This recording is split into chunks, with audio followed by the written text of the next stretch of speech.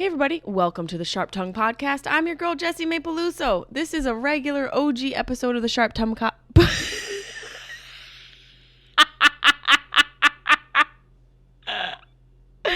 the Sharp Tongue Podcast, where I basically am unloading my complaints and grievances for you. I go through all the things that stressed me out this week and my struggles this week and things that pissed me off, things that left me unsatisfied, annoyed, and a feeling of regret. That's what we go through in today's episode. And this episode will be available on YouTube. What? Yeah, we had a couple episodes available exclusively on Patreon. You guys bitched about that, so they're available on YouTube. I'm sorry. We will only put we'll go back to our regular scheduled program on Patreon where it's just special content for you guys. You want to watch this episode, you go to youtube.com/Jessimae Peluso. You want to join the Patreon page, a fan club, go to patreon.com/Jessimae Peluso. Thank you guys so much. Thank you for all my OG fans there. And thank you for everybody who listens and tunes in. And please rate and review us. Let us know how you enjoy the podcast, who you'd like to hear me interview, and any suggestions you have. Leave them right on the iTunes, Apple, rate and review. And without further ado, I hope you guys enjoy this old school style episode of the Sharp Tongue Podcast where I am just unloading all of my complaints and grievances. With me.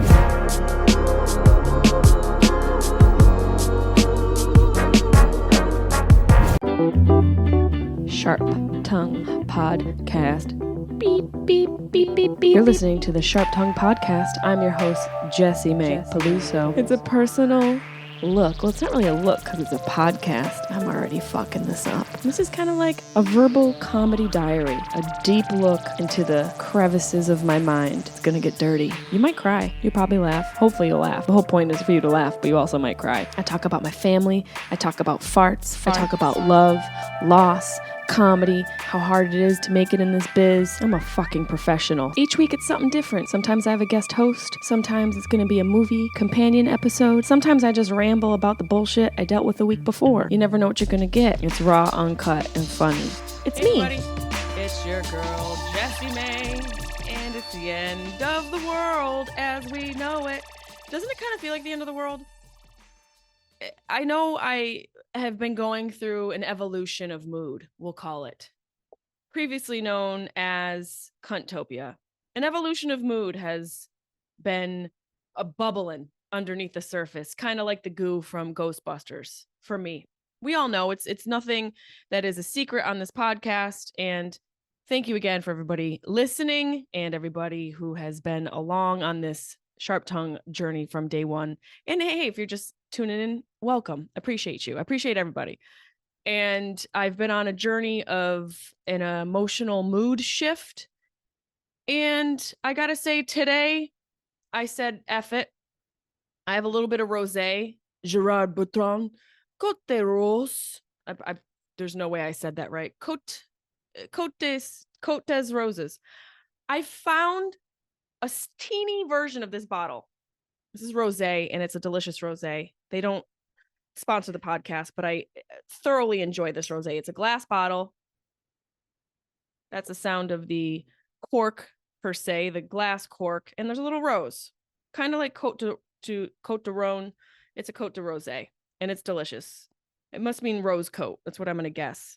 But I found a teeny version of this rosé I'm just going to go ahead and pour this right into the glass because it's that kind of week already, and it's already Monday. I found a teeny version of this glass at the end of the aisle in Target.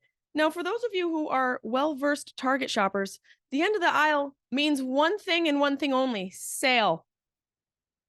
Someone put rosé on sale at Target, and I don't know if they were asleep at the wheel when that happened. I don't know if this is some sort of sorcery to get more women to shop at Target. I can't imagine there are any more women available to shop at Target. It is our holy grail of shopping. But needless to say, that's neither here nor there because the rosé was on sale at Target. Your girl found a small half bottle, a day drinker, as I like to call them, a movie partner, a half bottle of rosé. Tuck that right in the coat jacket pocket and enjoy Cocaine Bear, which we're going to get to Cocaine Bear before the end of this episode. This is a regular episode, by the way. No Dr. Peluso, no Grief Survival Guide, OG rant because a couple fans emailed me and said they missed the ranting days of Sharp Tongue. So I'm bringing it to you. I'm bringing it to you loud and proud with a glass of rosé like we used to do. If I really was doing this like we used to do, it would be with a blunt in hand. But, things change. That's not to say I don't enjoy the blizzies. I'm doing it on my own time. So the rosé at the end of the aisle was a big shocker. I got to get a pen. Hold on. I need a pen. Was a big shocker. Now, if you're watching this episode, you guys are probably like, what the F? The episodes were available on Patreon, exclusive for a couple weeks, not on YouTube, and now it's available on YouTube. People complained. So we had to put the episodes back on YouTube. So if you want to watch this, you can watch it on YouTube. I am in the kitchen studio still. The studio I'm building in my garage is still happening, and we're very close. A couple more details to finish, and I can't wait. But I don't know about you guys. If you are consumers of omens or believers in omens, I don't know if you're superstitious. I don't know where all my superstitious people are at.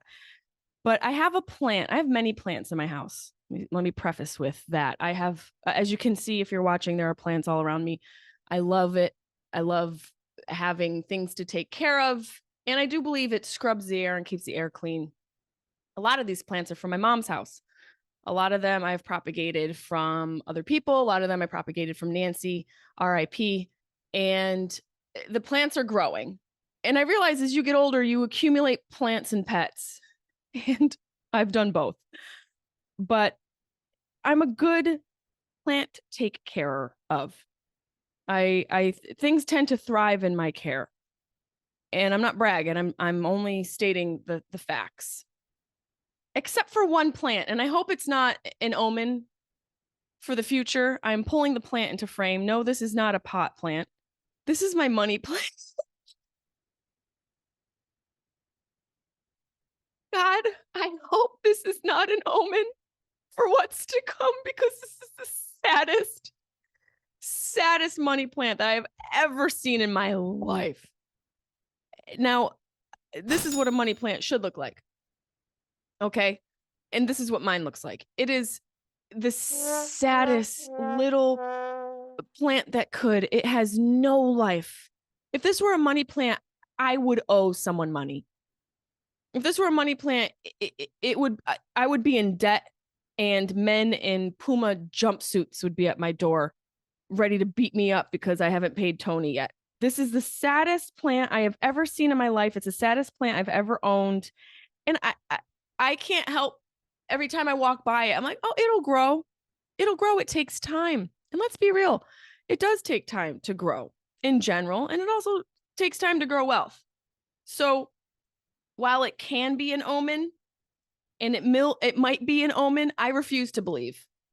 Right? Our thoughts create our reality. I refuse to allow my thoughts to believe that this is my financial future. I think this is just a result of shitty soil. But then again, if we're speaking theoretically, and if we're taking this in a non-literary literal sense, third time's a charm, then this could be indicative of and an analogy for growing wealth, and that you need to take care of your soil. If you have shitty soil, i.e. shitty investments or a shitty approach to your wealth, or you're not educating yourself on your finances, then it could be a really bad situation. So I walk by every day as a reminder that my green thumb isn't as green as I thought it was. And if I want to grow green, well, it's this harsh reality and a harsh truth telling me that money definitely doesn't grow on trees in my house. So maybe it's a good thing. Maybe it means money grows in real avenues of effort.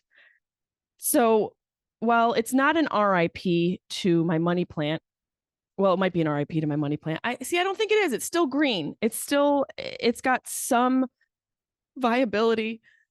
Let's just hope this is not an omen for my finances right now as they stand, because I will be under the 405, living that tent dog life quicker than anyone. And I might enjoy it.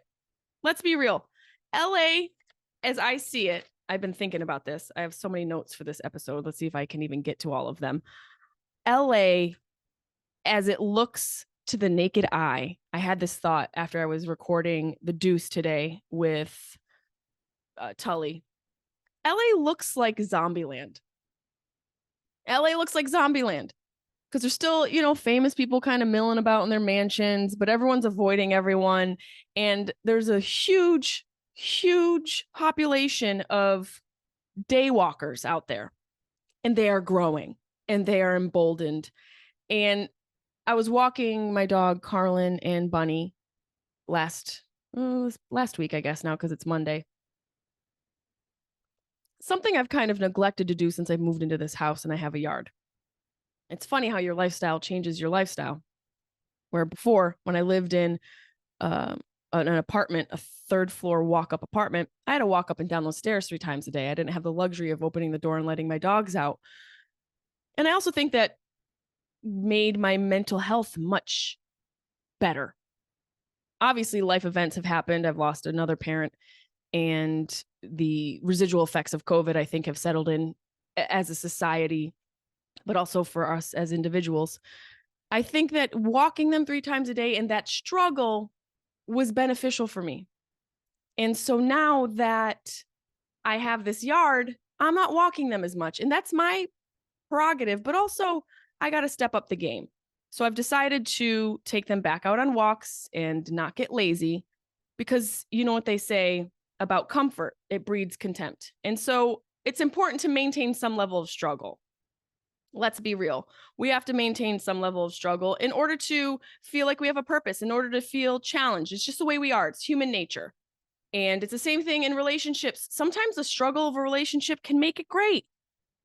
There's value in the struggle. And I think when we get lazy, it gets really tricky. So I say all that to say I was out walking the dog and the dogs, I should say. And I saw a streetwalker. And then I kind of realized why I didn't want to walk the dogs anymore. This woman was dressed like I used to dress going out to the club circa 2010. A lot of layers, big belt, little teeny skirt, and no shoes. Don't hate the player. It was the way we went out in 30-degree weather, by the way. No jacket. No jacket, no bra. We left with the bra. We came home without one. We were creatures of the streets. We were street creatures. And I realized that my 20s I spent looking like a homeless woman and was totally fine in my glory. Here I am. I have the audacity to be offended by this homeless woman walking down the street who resembled me in my 20s coming home at 3 a.m. from the club. How dare I? It's full circle. Full circle. Sure, this lady's off her rocker and speaking in satanic tongue, screaming at palm trees, but hey, every dog has its day. But I felt really confident in my choice to stay in the house all damn day. Because out in LA, it's a reminder of the have and the have-nots. And I got to tell you, I know there's a lot of mental illness out there. There's a lot of reasons why people are homeless. And not to treat them like creatures, but a lot of them look like creatures. They've become more creature-esque than and less human-esque. And I think that's just a result of having to survive in the streets. You know, it's kind of like if you were to release a pig into the wild, they grow their tusks back.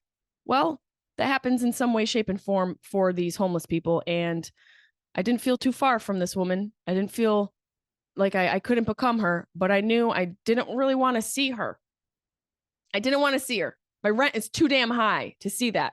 So I'm going to stick in the house. Friendly reminder to not walk the dogs. But this place is a freaking wasteland. And a lot of things have bothered me this week besides the homeless zombie land picturesque vista that has become LA. It all looks like zombie land out here. A lot of things have bothered me. My sister sent me something today that I brought up on the Deuce, but I would be remiss if I didn't bring it up here. And I can't get into the details because my sister's life is not fodder for mine. It is, but it's not. My nephew has gotten into a little bit of trouble at school. Like they do. He's 7. He's a boy. That whole era is meant for trouble. And I think it's more important for them to get in trouble as kids, because if you have a good parental structure and team, you can work with that and hopefully provide some boundaries and consequences. And as an adult, at least they lived and lashed out as a child, and they can be a part of society, a functioning part of society, a citizen that understands right from wrong and boundaries and all of that. I think it's good for a boy to be challenging. And I'll tell you what happened. My sister sends me a screen grab of the email that her teacher sent her. It's basically saying how Elliot's a little bit troubled in school right now. I think it's totally normal. Apparently, Elliot wrote a bad word on a piece of paper and wanted his table mates to read it. And the word he wrote down on the piece of paper can only be described as fuck. He wrote fuck on a piece of paper and told his table mates to read it. Now, I gotta say it's creative. I think it shows real leadership, creativity. I think it shows a desire to collaborate and an openness to criticism. And also a vulnerability, a level of vulnerability that Elliot felt comfortable enough to write a swear word down. And hey, sharing is caring. What happened to sharing is caring? How is this not a caring act of a 7-year-old? And also, all of us learned the word at some point in our life. Tully had a good point. This is around the age when you start to learn these words. And let's be real, he comes from a Sicilian household. A few of those words are going to be tossed around the kitchen table. And it's truly frustrating because the teacher said that Elliot needed discipline. Now, I don't necessarily agree with that. I'm not saying he doesn't need discipline, but I think that the bigger issue is that he needs more of a challenge. That's what I think needs to happen. I think he just needs more of a challenge. And yes, children need discipline. But I was just like Elliot. Reading this email, I felt, oh my God, my poor mom, she must have put up with so many messages and comments from the teachers regarding me. I was so difficult. And I was very similar to this, where I would act out. And also the email mentioned him acting out when a substitute teacher comes in. Hello? That's the job of a substitute teacher. You take shit. You take it on the chin. You're there to be fucked with. You're not there to teach. Let's be honest. Most of the substitute teachers, when I was in school, popped in a movie. It was party day. My mom was my substitute teacher once. She yelled at me for calling her mom. Who's the asshole now? She got the last laugh because she's dead. I can't call her mom now. And I couldn't call her mom then. And that's my fault. I'm a bad kid. I need discipline. I think it's up to the adults to anticipate these behaviors. We have to anticipate these things happening. You're in shock that the substitute teacher comes in and the smart kid acts out. I have to be honest. And I know people think this about their kids and about their nieces and nephews. Elliot is extremely smart. Elliot is so smart. And children like that do two things. They challenge authority and they act out. And they require a certain level of consideration. And this is where I think our public school system, although I'm a product of it and I'm not here to talk shit about it, but I'm going to talk shit about it. It needs an overhaul. It needs some reinforcing. And I think the teachers need some extra education. And I feel like I want people to care more about the job they have. I want people to care more. And I don't want these teachers to put the whole onus on my sister. Not that they did. I believe they came to some sort of truce. And if there are any teachers out there, please send me messages and tell me your thoughts on this. I'd love to hear your opinion. I want to hear about the toughest kid you had in school and how you dealt with it and dealing with parents. I would love to hear about this. Email me, jessimaepeluso@gmail.com. I want to hear your opinion on this because I do think that it is a part responsibility of teachers to anticipate certain behaviors and to also recognize the kids who are a little bit more intelligent and intuitive than the rest of the class. Let's be honest, 95% of the class, they're not going to leave the town. They're going to get pregnant or they're going to stick to a skilled job. They're going to be a delivery person. Not that there's anything wrong with that. We need all those people in society. A small percentage of people reach for the fucking stars. And my nephew, I really believe, will be one of them. And because of that, the kid needs some more challenges. How about when a substitute teacher comes in that they know that Elliot's a little bit difficult because he's writing fuck on notes and passing them around in the class? How about we do something to challenge him instead of him realizing he's got all this freedom, because that's what he realized. Oh, the real boss isn't here. There's a pretend boss. I'm going to fuck around. Not only am I going to fuck around, I'm going to write fuck on a note and pass it around and see what the hell happens. That kid doesn't need to realize he has freedom. He should be distracted from the freedom. So to anticipate this happening to your class, why not instill a substitute teacher plan where there is some sort of, and maybe this already exists, some sort of challenge for the kids or a reward, maybe a challenge and a reward. Treat them like dogs. It seems to work. Positive reinforcement seems to work. We've seen the detriment to society when children are deprived of basic things like love and shelter and feeling safe. And the opposite is also true. When you challenge them and reward them in a positive way, they really can reach their potential. I am only the aunt, and I could be wrong, and I may be way out of line. This is just my bird's eye view of the situation.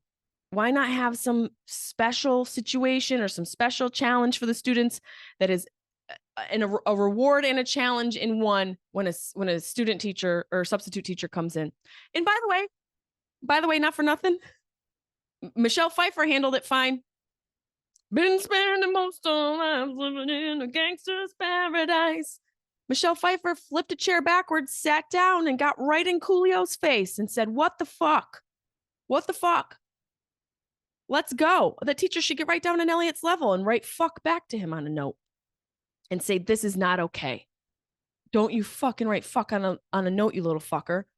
Give it back to him." That's probably terrible advice.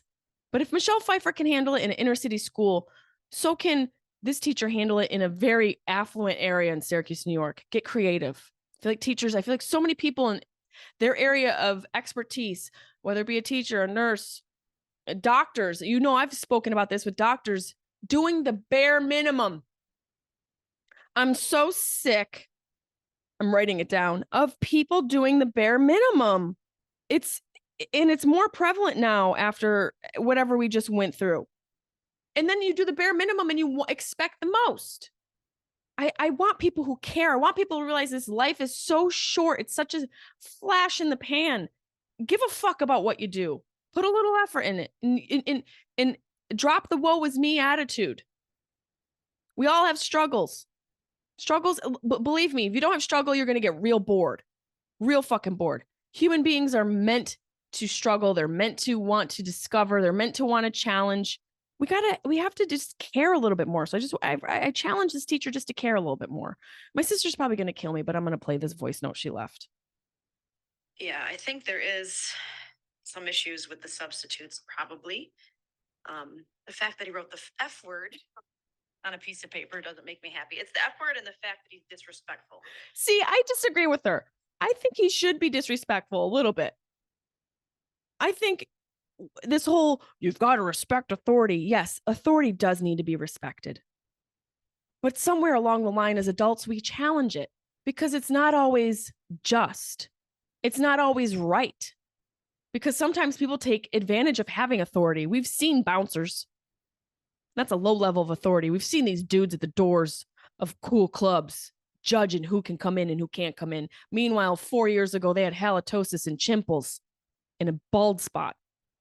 But now that they got a little bit of money and, figured out their angles, they think they're hot shit because they can let someone in a club and deny other people. That's what's going on.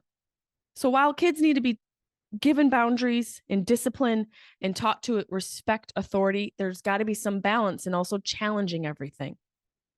And that might be a crazy notion. Maybe that's something that needs to come after their youth. But children, I think, are so much more capable than we give them credit for. And I think that's part of the problem, is that we raise our children so delicately. And we raise delicate children. And the reality is the world is not delicate. And we wonder why they fail, and we wonder why they get in trouble, and we wonder why they turn into assholes. The one thing I hope for my nephew is he doesn't become an asshole. My niece already is. No, they're both great. They're both so fun and creative and interesting people. And it's fun to watch them grow and evolve. But when I hear stuff like this, it really infuriates me. And I also am like, this teacher sort of, I was talking about putting the onus on my sister. No, it needs to be a collaboration. Like, how can we, this is what I think the teacher should say. And the teachers listening, or people who are relatives of teachers, tell me what you think. I think the teacher should say, hey, we're having some trouble with Elliot, and notes and swear words. Not the greatest, but not the worst. Manageable, because this happens all the time. Let's be realistic. And as a teacher, I'm well equipped to handle this because I can anticipate these things, because children are our future. And I'm teaching them, and they are in my classroom, and they're my responsibility for 8 hours a day. What can we do together to give Elliot what he needs so that he doesn't act out? I don't think the answer is discipline. Maybe I'm wrong. I think the answer is a more challenging approach to his education. And I think that's what we need. I think we need, and maybe that's why people send their kids to private schools, because more money equals a better education. And I'm not saying it shouldn't. There lies the struggle of it all. And amazing people have accomplished incredible lives on very little education, very little standard education.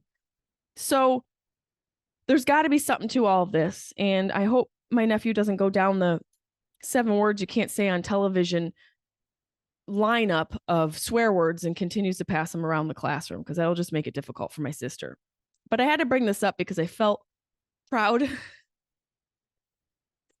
honestly felt a little proud. Not that I brought the F word into the household. Let's be real. The F word was factory installed with my model because of Joe Peluso and because of Joe Peluso's father. My mother was not the swear and crass human. My father was. It's his fault. But, Elliot grew up in a house where people swear. We're Sicilian. It's our language. Sometimes we're loud and we swear. I can't stand the whole cheesy. I'm not aggressive. I'm passionate. No, you're also aggressive. But you're also Sicilian. And we can't use all these things as an excuse. And not everything needs an explanation. But I will say there is an explanation for Elliot coming from a Sicilian family that swears, and a loud one. There's also frustration that my sister had with her little dog. She had a little dog that would crap on the carpet. Her and her husband would have to pick up the poop all the time. And Emily's pregnant with Elliot, and then Elliot's born, and this dog's still crapping on the carpet. And Emily and Steve would take turns walking in it, stepping in it. And you do anytime that happens. You're like, fucking dog. So Emily and Steve would say fucking dog all the time because they're stepping in the poop. And it's frustrating. Nobody wants to step in a steaming pile in your own house. It's absurd. And so what is Elliot's first swear word? When he walks in the carpet one day and sees a piece of poop, he says fucking dog. And he was like 2.5. That's when I knew he was going to be my damn hero. It was that moment that created the fuck on the note. And it won't be detrimental. He'll learn, but I just think he needs a little bit more challenge than he needs discipline. Tell me what you think. Jessimae Peluso comedy at Gmail. That's one of the things that bothered me this week, besides LA as a zombieland wasteland. I was at the farmer's market this past weekend. I go to the Mar Vista farmer's market. If any fans are looking to stalk me, please don't. I don't welcome that, but I just blew up my spot. Great farmer's market here in Los Angeles. And on the subject of moms, why is there this mentality that just because you have a kid in a carriage that you get the right of way? What is it about parenthood and motherhood that arms people with entitlement? Is that to say that breeders are the only ones who get special treatment? Is it because you have a protective mindset now because you have stepped into becoming a parent and you have this natural need to protect your child? Well, if that's the case, why are you leading with the kid? Why is the kid in the front? I'm reminded of a movie with Maggie Gyllenhaal when someone gifts her a carriage And she says, I love my kid. Why would I want to push him away from me? Why would you want to push your kid away from you? The kid should be on your back. Native Americans had it right with the papoose. Strap them into a nice, sweet leather satchel on your back. Keep them in there nice and tight and have your hands free to grab zucchinis and celeries. Don't jam my ankles with your carriage. I was standing in line to get the arepas. The arepas at the Mar Vista Market are what I go there for on Sundays, and I end up spending $150 on baguettes and donuts. No lie. And coconut milk. From my lips to God's ears, it's the most fucking expensive place ever. But I go for these arepas. And if you don't close the gap on the person in front of you enough at a market or any place where you're outside and there's a lot of foot traffic, people like to scooch in. You let one person in, it's like, you know, the earth creating a new stream. It just keeps running and flowing. So I do something that I can't stand. I stand right on the heels of the person in front of me, not literally, but pretty literally, just to close that gap. Now, my fault for taking a little psilocybin before the farmer's market. Not my fault, but my fault because it makes me fun and it makes me loving and open and whatever. And so I'm open and I leave the line open a little extra. And I'm there and this demon comes through. I just see the carriage and the guy just kind of flashes eyes at me, like demon eyes, like I did something wrong. He's like, excuse me. What?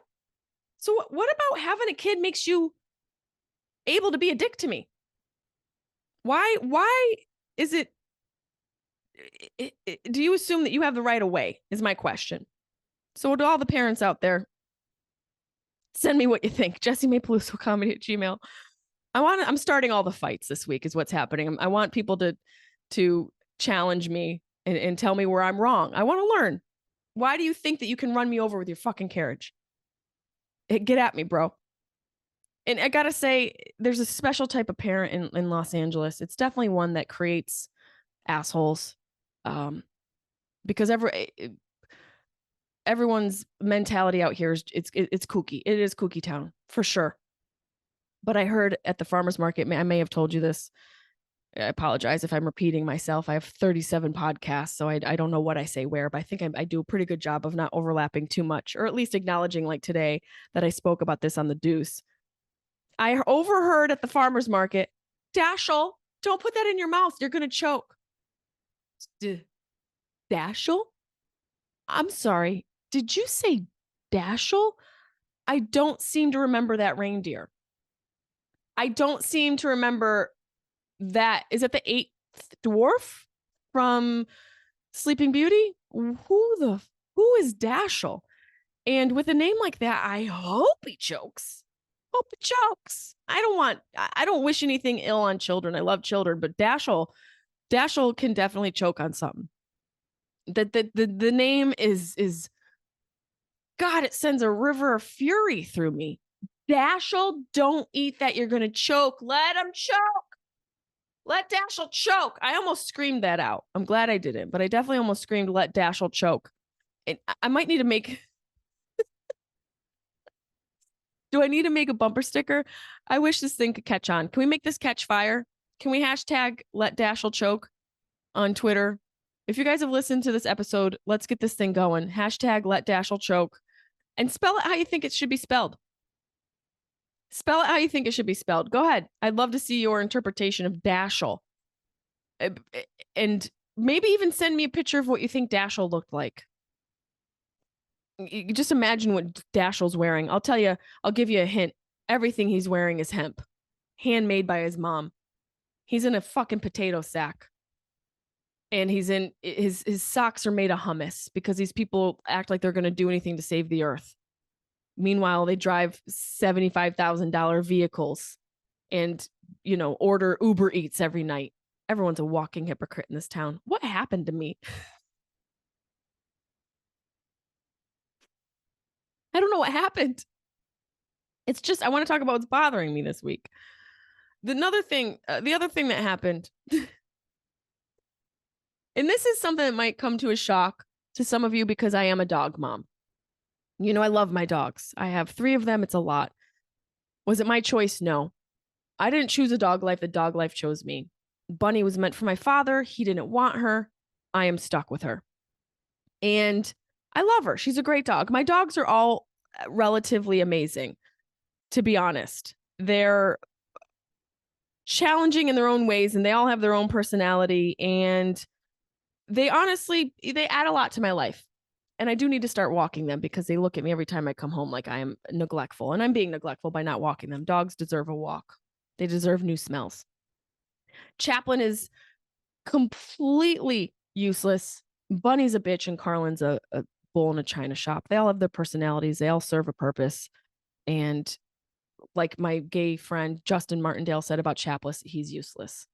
He's pointless, actually. He said, oh, Chaplin, you're so pointless. So maybe Chaplin doesn't serve a purpose. All that being said, I have a huge pet peeve. I think we need to address it. I think it's one of the biggest problems in society, and it needs to be stopped because it is a fucking pandemic. And that is people who bring dogs to the fucking grocery store. Why is your dog in aisle 9? Why is your dog sniffing the produce? Are you blind? The only reason your dog should be with you in the store is if you're blind or disabled. And even then, I have kind of a problem. I feel like you deserve a service for someone to shop for you. Not that you're incapable, but I just don't want a dog in the fucking grocery store. I don't see the point. It's bad enough they're at the farmer's market. Unless the dog is trained to carry a bushel of radishes on its back, and it has like little side pockets for the homemade vegan pies and the figs that the guy's selling. There's a fig guy who just sells figs. Can you imagine? Just figs, nothing else. Unless your dog is trained to carry things from the farmer's market, should not be at the farmer's market. And it sure as hell shouldn't be at the grocery store. This is not a place for animals. You're grocery shopping. Why are you bringing your dog? What purpose is that serving? You need emotional support in the frozen food aisle? Because being cold reminds you of being alone as a child because your parents were gone? Well, I got news for you, buddy. Emotional support pets have been debunked. Can't fly with them anymore. I flew with mine for 15 fucking years. That life is over. We lost that in COVID. That was a COVID casualty. You don't get to have a emotional support pet at Ralph's. It's infuriating. It really infuriates me, and I love my dogs. I really do. But I would feel like such an asshole walking down the aisle, like the cereal aisle with Carlin. He for sure would take out all of the cereals. He for sure would take them out. He probably would find something on the floor, eat it. And like all dogs do, when you take them out, you think that they pooped and peed enough. No, he's going to probably take a dump right in the middle of the aisle. And that's happened. That's happened with people and their dogs. So we need to stop it. And you know, the types of people who bring their dogs into grocery stores are the types of people who name their kids Dashel. Come at me. Come at me. Tell me if I'm wrong. Hit me up in the comments. Come at me in the comments. Let me know what you think. These are all the things that bothered me this week, and I was so excited to tell you guys. I have one last thing I wanted to talk about before we get into Cocaine Bear, and I let you guys go about your merry way. I realized today at a city Target, well, not today, but this week at a city Target, that there are way too many options. And the one item that is indicative of that issue is an item that I myself enjoy. It is one of my favorite junk foods. It's a food that I think of fondly when I think of it. And if it's available, I might snack on it. And I will feel a little guilty, but I love it. It's an OG snack. It's a snack that has provided a lot of comfort. And it's also a snack that's available in a lot of green rooms and a lot of craft services tables. That snack is Cheez-Its. Our Cheez-Its is Cheez-Its. Now, Cheez-Its traditionally was just Cheez-Its. Just one option. You get Cheez-Its. That's it. There were no flavors. You know what the flavor was? Cheez-It. What's the flavor? Cheese. Other types of cheeses? No, fuck you. It's just one cheese. This isn't a charcuterie board. You're getting one cheese and that's it. That's probably why they called it Cheez-Its. And now, because it's not good enough for you fuckers. It's not good enough. Where's white cheddar? We need white cheddar. Why do you need white cheddar? Excuse me. Why do you need white cheddar? First of all, the white cheddars are terrible. It's a terrible flavor. And they have extra toasty. They got extra big Cheez-Its and extra thin Cheez-Its. They got air crisps. They got deep fried Cheez-Its. I think they've got hot and spicy Cheez-Its. This thing has turned into the bubblegum shrimp of products. There's too many options. And I got option paralysis. I got option Cheez-It paralysis. And you know what I ended up going with? The OG flavor, the only one, the only, the Cheez-It. And let's be real. There's nothing like the original, ever. You can have all the carbon copies you want. Take them and shove them up your ass. I'm a Cheez-It girl. I'm an OG Cheez-It girl through and through. Come at me. Come at me in the comments below and tell me I'm wrong. You're gonna go for a friggin' white cheddar Cheez-It? What are you, from Arkansas? Why are you eating that? It's so gross. And I don't even like regular white cheddar, just as it is, the block. Fuck it. I'm leaving it alone. It's going to catch mold or grow mold. I don't know if you can catch mold. Well, you can catch mold. If it's airborne, the pores will get right into your lungs and cause a problem.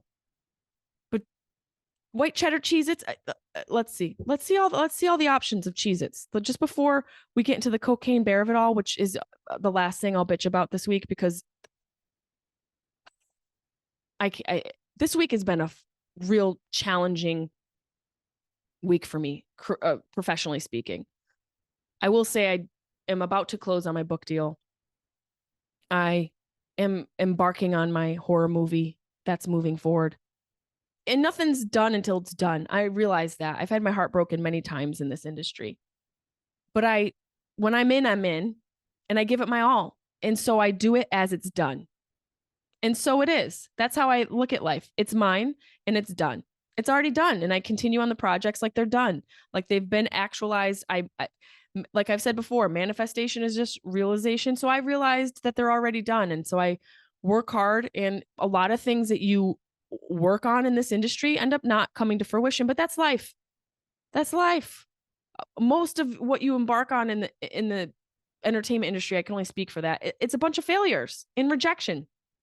But I am excited, and I have had very challenging days with my career. So maybe this is why I just feel like I need to vent with you guys. Okay, look at all these flavors. Are you freaking kidding me? Pick 2 Cheez-Its cracker boxes. There's Buffalo Wing, there's Dews, there's Grooves, there's Snack Mix and more. There's Duo 2, Cheez-Its Grooves. I feel like I said that already. There's Pickle. There's white cheddar. There's Big. There's cheesier Cheez-Its. What's cheesier than cheese?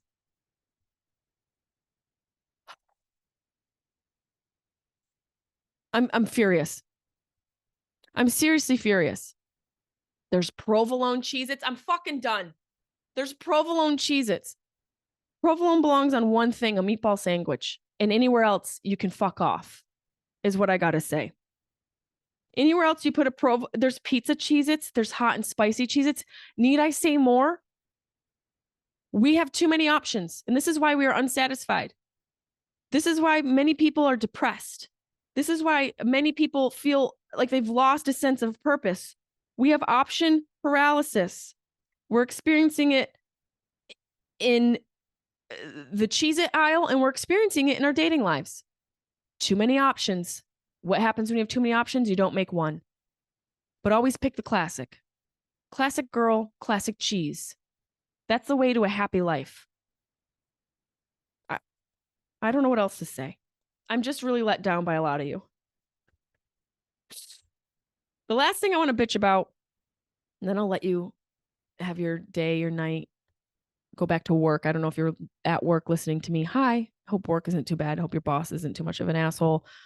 Hopefully you're working on something to be your own boss. And if you are your own boss, hey, thanks for listening to me as well. I hope you treat your employees well. I hope you challenge them. I know you got to discipline them, but I hope you also provide them with some challenges and reward them. And if you're a student, keep going. Thanks for having me in your ear while you're studying. And if you're a mom cleaning the house, you're going to have to clean the toothpaste off the mirror every night of your life if you're married to a man. That's just something my mother taught me. She goes, I don't know what he does with it. I think he goes in there and conducts an orchestra with his goddamn toothbrush loaded up with toothpaste. It's on the ceiling. It's on the shower door.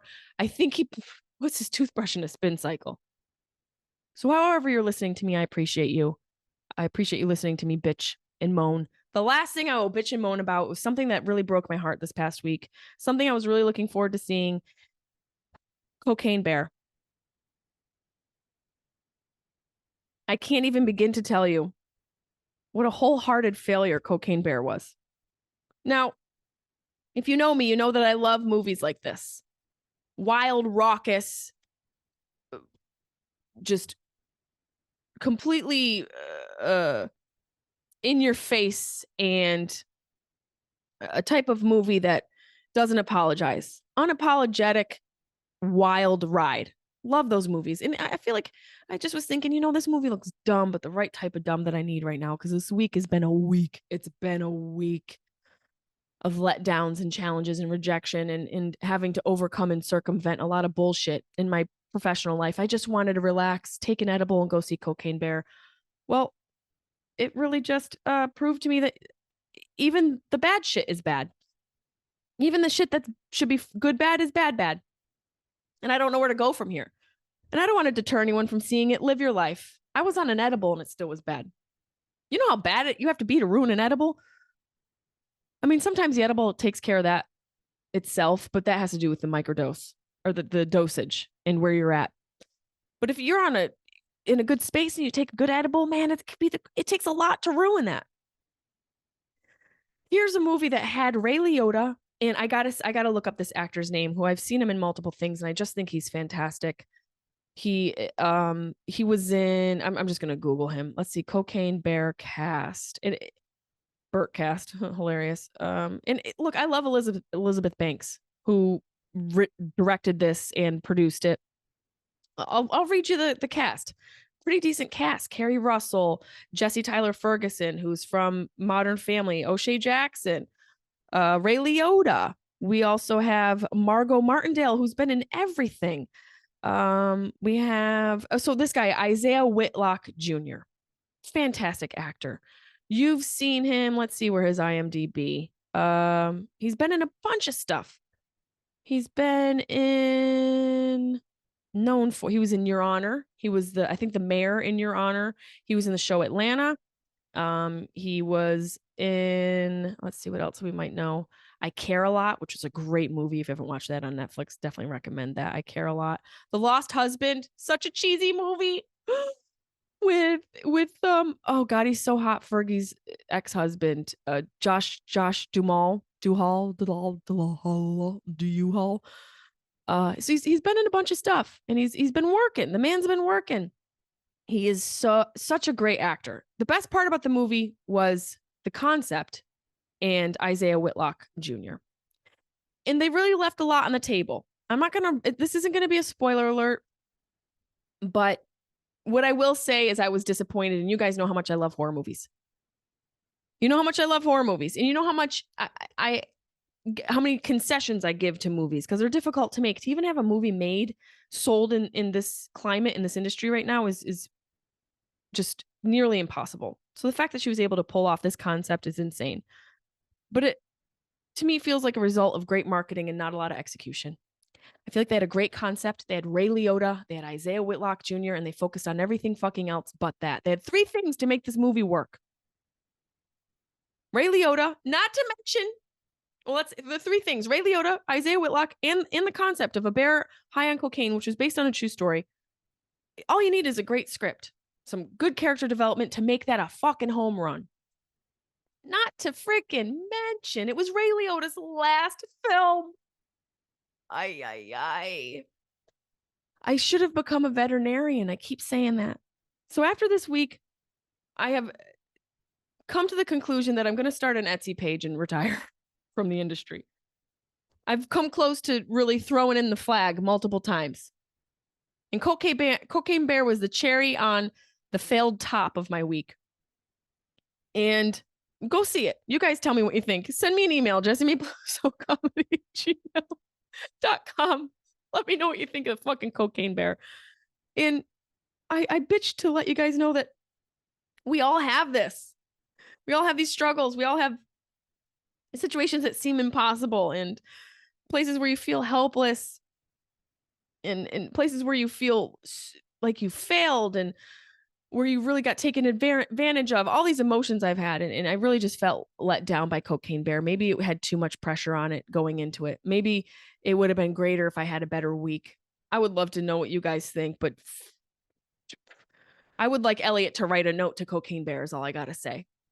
He can just send one word to Cocaine Bear. He can pick any word he wants, and I will deliver the message. I hope you guys had a great week. I hope it was better than mine, and I hope you have a great week coming up. Please rate and review the podcast. I love you so much.